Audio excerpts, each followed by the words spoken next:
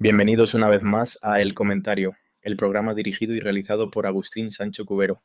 Hoy tenemos por delante un episodio que promete cambiar la forma en que miran el mapa del mundo y quizás hasta la forma en que leen las noticias cada mañana. Es un placer estar aquí. Y sí, la promesa es grande, pero el tema lo merece. Hoy no vamos a hablar de política pequeña, de esa del día a día, vamos a hablar de las fuerzas tectónicas que mueven todo lo demás. Exacto. Hoy hablamos de la importancia de la geopolítica. Y quiero empezar con una provocación. A veces siento que la gente escucha la palabra geopolítica y se imagina a señores mayores en habitaciones llenas de humo, moviendo fichas sobre un mapa de papel, como si fuera el siglo XIX. ¿Estamos equivocados? ¿O sigue siendo eso? Te ríes, pero esa imagen tiene algo de verdad, aunque le falta la tecnología moderna. La geopolítica, en su esencia más pura, sigue siendo el estudio de cómo la geografía, las montañas, los ríos, los mares, los recursos naturales, dicta el comportamiento de las naciones. Napoleón decía que la política de un Estado está en su geografía. Y tenía razón, tú puedes cambiar de presidente, puedes cambiar de ideología, incluso de religión, pero no puedes mudar tu país de sitio. Si tienes una frontera plana con una potencia agresiva, tu destino está marcado. Si eres una isla, tu psicología nacional es diferente. Claro, la geografía es el escenario inamovible donde se representa la obra de teatro de la historia. Pero, ¿por qué es tan vital entender esto hoy? Digo, vivimos en un mundo digital, globalizado. Pareciera que las fronteras importan menos cuando puedo enviar un email a Japón en un segundo. ¿No ha matado la tecnología a la geografía? Esa es la gran ilusión de nuestra era. Pensamos que porque tenemos la nube vivimos en el aire, pero la nube no está en el cielo. Está en servidores físicos, conectados por cables submarinos que cruzan océanos específicos, que pasan por estrechos controlados por potencias navales. La tecnología no ha matado a la geografía, la ha hecho más compleja. Fíjate en algo tan cotidiano como tu teléfono móvil. El dispositivo que todos tenemos en el bolsillo. Exacto. Para que ese teléfono funcione, necesitas semiconductores. Para hacer esos chips necesitas silicio y tierras raras. ¿Y dónde están esas tierras raras? No están distribuidas democráticamente por el mundo. Están en China, en África, en lugares muy específicos. De repente, un conflicto en una mina en el Congo o una tensión en el estrecho de Taiwán no es una noticia lejana. Es la razón por la que tu próximo coche o tu próximo ordenador costará el doble o no llegará nunca. Es fascinante y aterrador a la vez. Es como si hubiera hilos invisibles atados a nuestra vida diaria y alguien al otro lado del mundo pudiera tirar de ellos. Entonces, entender la geopolítica es básicamente entender por qué nos pasa lo que nos pasa. Diste en el clavo. Es el sistema operativo del mundo. Si ignoras la geopolítica, las noticias te parecen una serie de eventos aleatorios y caóticos. O mira, ha estallado una guerra aquí, o vaya, ha subido el precio del gas. Pero cuando te pones las gafas de la geopolítica, empiezas a ver los patrones. Entiendes que ese precio del gas no subió por casualidad, sino porque una potencia necesitaba presionar a otra para asegurar una frontera o una ruta comercial. Todo cobra sentido. Dejas de ser un espectador confundido y pasas a ser un observador informado. Me gusta esa metáfora de las gafas. Ahora, profundicemos un poco más. Has mencionado los recursos. Siempre se ha dicho que las guerras del futuro serán por el agua, o que las del pasado fueron por el petróleo. En este tablero de ajedrez actual, ¿cuáles son las nuevas reinas y alfiles? ¿Qué es lo que realmente está en juego ahora mismo? Estamos en un momento de transición brutal. Durante el siglo XX el petróleo fue el rey. Quien controlaba el flujo de energía controlaba el mundo, eso sigue siendo cierto, pero estamos migrando.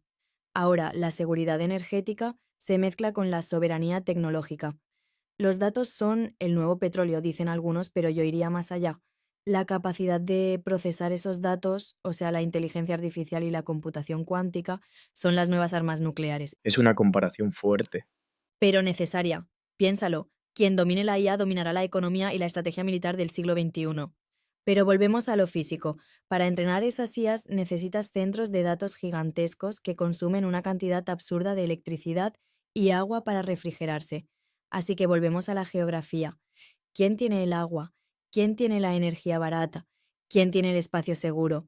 No puedes escapar de lo físico. Es curioso cómo todo es cíclico. Hablamos de satélites y algoritmos, pero al final volvemos a necesitar agua y tierra. Y esto me lleva a otra cuestión que me inquieta.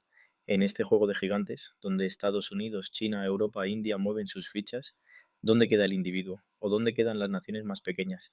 ¿Somos simplemente peones sacrificables? Esa es la pregunta del millón, y la respuesta puede ser un poco cínica pero realista. En la gran geopolítica, los vacíos de poder no existen. Si una potencia se retira de una región, otra entra. No hay espacios vacíos. Para las naciones más pequeñas o estados tapón, la clave es el equilibrio. Saber jugar a dos bandas, no alinearse ciegamente. Y para el individuo, bueno, el individuo sufre las consecuencias. La inflación es un fenómeno geopolítico. Las crisis migratorias son fenómenos geopolíticos. Déjame detenerte ahí, porque has tocado un punto sensible, las migraciones. A menudo lo vemos solo como una crisis humanitaria, que lo es, pero rara vez se analiza la raíz geopolítica.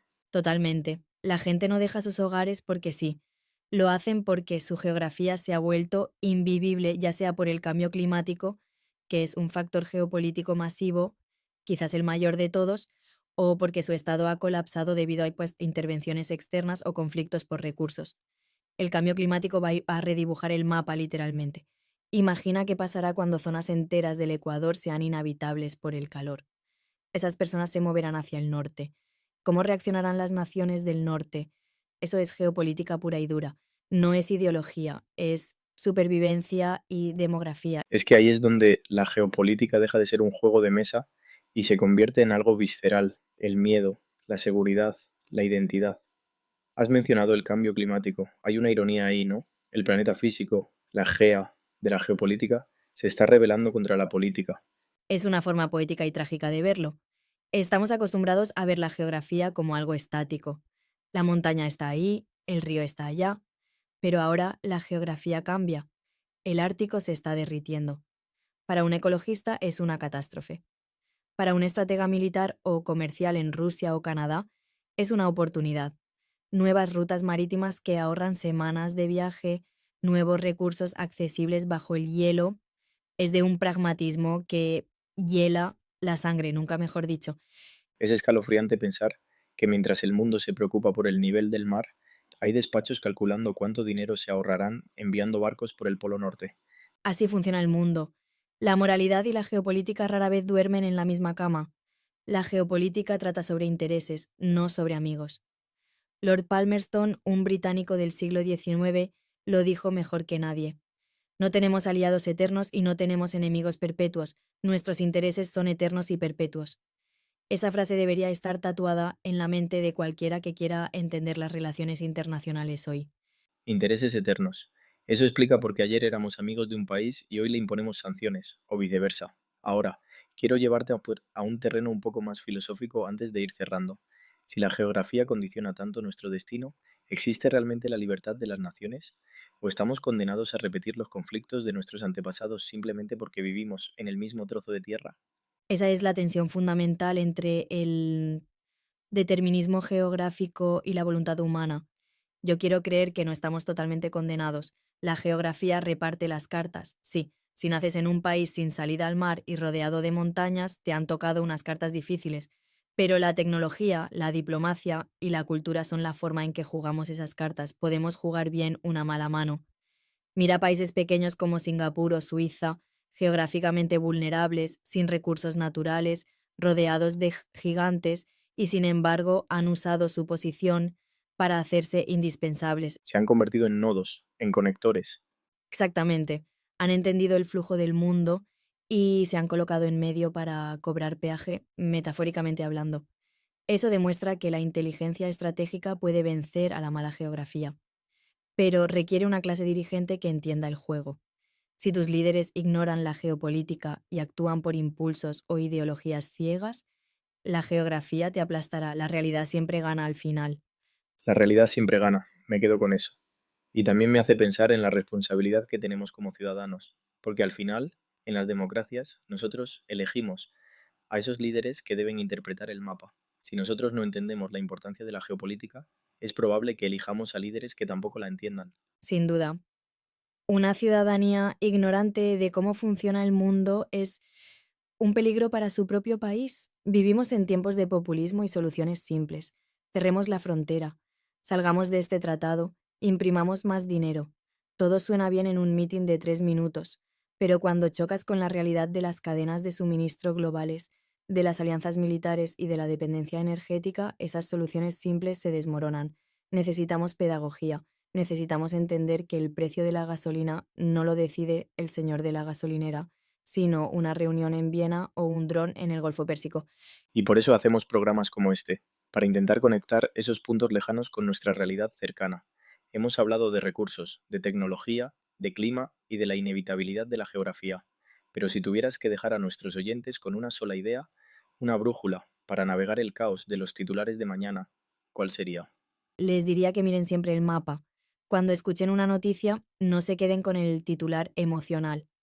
Busquen el mapa, miren dónde ha ocurrido, miren qué hay al lado, miren por dónde pasan las tuberías, los cables, los barcos, pregúntense, ¿quién gana si esto se desestabiliza? La geopolítica es el arte de preguntar cui bono, sean quién se beneficia. Si aprenden a hacer eso, dejarán de ser manipulables. Entenderán que el mundo es un mecanismo de relojería inmenso, a veces cruel, pero comprensible. Mirar el mapa para no perdernos en el territorio. Me parece un consejo vital. Agustín Sancho Cubero, al frente del comentario, siempre insiste en que el conocimiento es la única defensa real que tenemos. Y hoy creo que hemos añadido una capa más a ese escudo. Ha sido un placer diseccionar el mundo contigo. Y recuerden, la historia no ha terminado, simplemente está pasando página. Y nosotros estamos en medio del párrafo. Una imagen potente para cerrar. Gracias por tus análisis, como siempre, afilados y necesarios. Y a ustedes que nos escuchan, gracias por dedicarnos estos minutos de su tiempo, que es el recurso más escaso de todos. No olviden mirar el mapa. Hasta la próxima.